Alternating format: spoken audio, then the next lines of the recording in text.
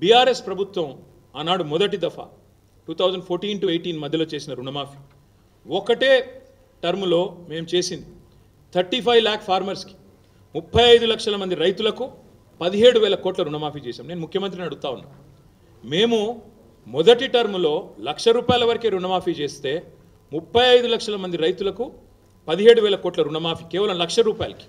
మరి ఇలా 2 లక్షల రుణమాఫీకి నీ లెక్క ప్రకారం ఎట్లా సేమ్ అమౌంట్ అవుతుంది? ఎట్లా 17,934 కోట్లు మాత్రమే అవుతుంది? చెప్పాలి, రైతులకు సంతృప్తికరంగా వివరణ ఇవ్వాలి. ఈ ఒక్క లెక్క చాలు.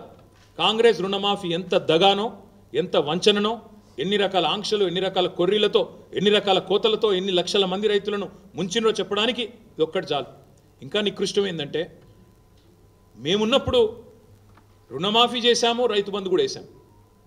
రుణమాఫీ చేసినాము, రైతు బంధు కూడా వేసినాం. మేము మొత్తంగా చేసింది చూస్తే 72,000 కోట్ల రైతు బంధు అకౌంట్లో డిపాజిట్ చేశాం.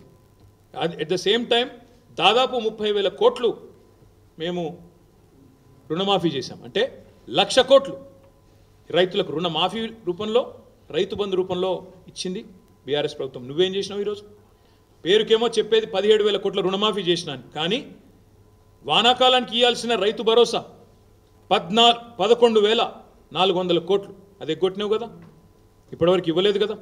కేసీఆర్ ఉన్నప్పుడు జూలైలో వచ్చేది రైతు బంధు, ఇలా వచ్చిందా? రాష్ట్రంలో రైతులకు తెలవదా? ఇవాళ ఇచ్చే సూచన ఉందా? కనీసం లేదు. మొన్న యాసంగిలో ఎకరానికి 7,500 ఇవ్వలేదు, ఎగ్గొట్టారు. అప్పుడు 5,000 ఇచ్చినారు, అప్పుడు ఒక 4,000 కోట్లు ఎగ్గొట్టారు. ఇప్పుడు మళ్ళీ రైతు భరోసా కింద ఓవరాల్గా ఇవ్వాల్సిన 15,000 కోట్లలో మీరు ఓవరాల్గా చూస్తే ఆ 15,000 ఇవ్వలేదు, ఇప్పుడు 17,000 ఇచ్చి పోజు కొడతా ఉన్నారు. అందుకే అంటున్నా, ఇది దగా, మోసం. రైతులను నమ్మించి గొంతుకోసి, తడిగుడ్డతో గొంతుకోసిన వాడు రేవంత్ రెడ్డి, కాంగ్రెస్ పార్టీ. మేము ఇప్పుడే నేను చెప్పాను, రుణమాఫీ, రైతు బంధు కలిపి మేము ఇచ్చింది 1,00,000 కోట్లు 9.5 ఏళ్లలో. మీరు ఇవాళ ఇచ్చింది కేవలం 17,000 కోట్లు. ఈ లెక్క కరెక్టా కాదా చెప్పాలని చెప్పి నేను డిమాండ్ చేస్తా ఉన్నాను. చారానా కోడికి బారానా మసాలా అని తెలంగాణలో సామెత. ఇక దీనికి మళ్ళా ఇక ఇంత పెద్ద ప్రకటనలు, ఇంత మార్పు ప్రారంభమైంది, మన్ను ప్రారంభమైంది, ఇక దానికి మన ముఖార విందాలు, ప్రచారాలు, ఇదొకది. అంటే నవ్విపోదురు కాక నాకేమి సిగ్గని, ఏకకాలంలో రుణమాఫీ అని కూడా 3 సార్లు ప్రకటన ఇస్తాడు నాకు తెలియకడుగుతా. ఏకకాలంలో రుణమాఫీ అయితే ఏకకాలంలో ప్రకటన ఇవ్వాలి, ఒకటిసారి ఇవ్వాలి. 3 సార్లు ఒకటే దానికి. అదే సినిమాలో చెప్పినట్టు, నేను చెప్తే బాగుండదు ఇప్పుడు, కానీ అదే సినిమాలో చెప్పినట్టు పాత కూడా కొత్త సున్నం వేసినట్టు మళ్ళీ గదే పాత కూడా గదే కొత్త సున్నం. గతంలో అనుభవం ఉండి ఉంటుంది ముఖ్యమంత్రి గారికి. కాబట్టి ఇవాళ నీ అడ్డమైన ఫీట్లు చూసి Guinness book of world records వాళ్ళు కూడా ఆగమవుతున్నారు. అమ్మా ఇట్లా కూడా చేయొచ్చా, ఇన్ని రకాల మోసాలు చేయొచ్చా అని. అట్లాంటి పరిస్థితి ఉన్నది ఇవాళ. నేను ఇవాళ ముఖ్యమంత్రి గారు నేను ఒకటే అడుగుతా ఉన్నాను. నిన్న చాలా రంకెలేసినాడు, ఫ్రస్ట్రేషన్లో పాపం.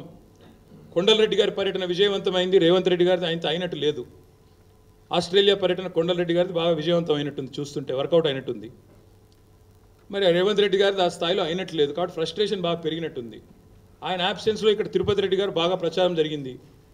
మరి కుటుంబంలో మిగతా సభ్యులు దూసుకొని పోతున్నారన్న బాధనా, లేకపోతే ఇక్కడ బట్టి గారు ఆయన లేనప్పుడు బాగా తిరిగిండన్న భయమా, లేకపోతే అధిష్టానం ఏమన్నా అదిలిస్తుందా అని, లేకపోతే ఇంకేమన్నా మాకు అర్థం కాల ఫ్రస్ట్రేషన్. ఆయన రంకెలు, ఆవేశం చూస్తుంటే నాకు నిజంగానే డౌట్ వస్తున్నది. ఆయన మాట్లాడే మాటలు నిజంగా, ఎందుకంటే నేను అమెరికా పోయిండు, వచ్చిండు, 15 ఆగస్టు నాడు స్పీచ్ ఇచ్చిండు. నేను వింటా ఉంటే నిన్న ఏమైనా మంచి ముచ్చట్లు చెప్తాడేమో ముఖ్యమంత్రి అని. చాలా విచిత్రమైన విషయం చెప్పిండు. బాక్రా నంగల్ ప్రాజెక్టు తెలంగాణలో ఉందో మాకు తెలియదు. ఇన్ని రోజులు మేము పిచ్చోళ్ళ లెక్క ఆడిపోతున్నాం ఉత్తర భారతదేశానికి. మాకు తెలిస్తే ఇక్కడికే పోతుంటే. ఇంత గొప్ప ముఖ్యమంత్రి మాకు ఇచ్చినందుకు కాంగ్రెస్ పార్టీకి ధన్యవాదాలు. ఎందుకంటే విచిత్రంగా ఉంది మాకు ఈ రుణమాఫీ విషయం. నేను అందుకే ముఖ్యమంత్రి గారిని సూటిగా సవాల్ చేస్తాను. రేవంత్ రెడ్డి గారు, నీకు చిత్తశుద్ధి ఉంటే నిజంగానే నువ్వు చెప్పిన మాటల్లో ఒక్క 1% నిజం ఉన్నా నీ నియోజకవర్గానికే పోదాం రా. సెక్యూరిటీ లేకుండా, భద్రత లేకుండా రా. మీడియాని తీసుకొని పోదాం. మీడియాని తీసుకొని మంచిగా లైవ్ టెలికాస్ట్ కిట్లను తీసుకొని పోదాం. నీ కాన్స్టిట్యున్సీకి పోదాం. ఊరు కూడా నీ ఇష్టం, మండలి నీ ఇష్టం, ఊరు నీ ఇష్టం. రైతు వేదికలు కట్టిండు కేసీఆర్, మంచిగా రైతులను కూర్చోబెట్టు. ఒక్క రైతు వేదికలో నన్న రైతులు కనుక 100% రుణమాఫీ అయిందంటే నేను అక్కడే నా రాజీనామా పత్రం స్పీకర్ గారికి పంపిస్తా. రాజకీయం వదిలేసి శాశ్వతంగా ఇంట్లో కూర్చుంటా. ఒక్క ఊర్లో ఏదన్నా ఒక్క ఊర్లో చెప్పిస్తావా? నువ్వు చెప్పిన దానిలో వాస్తవం ఉందా? నువ్వు చెప్పిన లెక్క ప్రకారం రైతులు రుణమాఫీ జరిగిన విషయం వాస్తవమే అయితే కొడంగల్లో ఏ ఊరో నువ్వే డిసైడ్ చేయి, పోదాం. కేవలం కొడంగలే కాదు, మేము వదిలిపెడతా అనుకుంటున్నామేమో. మా నాయకులందరికీ నేను ఈరోజు పిలిపిస్తా ఉన్నా ఈ పత్రికా సమావేశం ద్వారా. రాష్ట్రంలోని ప్రతి నియోజకవర్గంలో మేము చాలా ఊర్లు తిరుగుతాం ఇప్పటి నుంచి. ఈ పచ్చి మోసం ఏదైతుందో దీన్ని ఎండగట్టడానికి బీఆర్ఎస్ పార్టీ నాయకత్వం. మొన్న మా తమ్ముడు వివేక్ గారు ఎట్లా కుత్బుల్లాపూర్ రూరల్ మండల్లో ఎంతమంది ఉంటే ఎంతమందికి అయిందో మొన్న వచ్చి ఇక్కడ ప్రెస్ మీట్ పెట్టి మరీ లెక్క చెప్పినాడు. రుణమాఫీ విషయంలో 1000 మంది ఉంటే కేవలం 100 మందికి ఇచ్చి మేము మొత్తం కంప్లీట్ చేసినామని పోజులు కొడితే ప్రధాన ప్రతిపక్షంగా మా బాధ్యత మీ వాదనలోని డొల్లతనాన్ని ఎండగట్టడం. ముఖ్యమంత్రికి నిజంగా దమ్ముంటే ఆయన నా సవాల్ స్వీకరించాలి. Let him accept this challenge. Kodangal పోదాం, లేదా నీ ఇష్టం ఉమ్మడి పాలమూరు ఏ కాన్స్టిట్యున్సీకైనా పోదాం, నీ ఇష్టం. సొంత ఊరు కొండారెడ్డిపల్లికైనా పోదాం. ఆ ఊళ్ళో అయినా 100% రుణమాఫీ అయిందా నువ్వు రుజువు చేయి. అక్కడ ఉన్న రైతులందరినీ కూర్చోబెడదాం. మీడియా సెక్యూరిటీ వద్దు, ఆఫీసర్లు, చీఫ్ సెక్రటరీలు, భయపెట్టేటోళ్ళు, బ్యాంకర్లు ఎవరొద్దు. మీడియా నువ్వురా, నేను వస్తా మా పార్టీ నుంచి రైతులతో చెప్పిస్తే అక్కడనే మీడియాకి నా రాజీనామా ఇచ్చి రాజకీయ సన్యాసం. మళ్ళీ మీరు నా ఇంటర్వ్యూ కూడా మళ్ళీసారి ఇవ్వాల్సిన అవసరం ఉండదు, మీకు కూడా బాధ ఉండదు. అట్లా అక్కడే వదిలేసి వచ్చేస్తా. ఇంకొక మాట కూడా అడుగుతా ఉన్నాను రేవంత్ రెడ్డి గారిని. సగం కూడా చేయకుండా 40% కూడా చేయకుండా సంపూర్ణంగా చేసినామని చెప్పుకోవడం అంటే ఇది సంపూర్ణంగా దిగజారడమే. ఇంతకంటే నీతి బాహ్యమైన పని ఇంకోటి ఉండదు. వాళ్ళ రుణమాఫీ కాలేదు వాస్తవం, రైతు బంధు రాలేదు. ఎవరిని అడిగినా రైతు చెప్తాడు నీకు.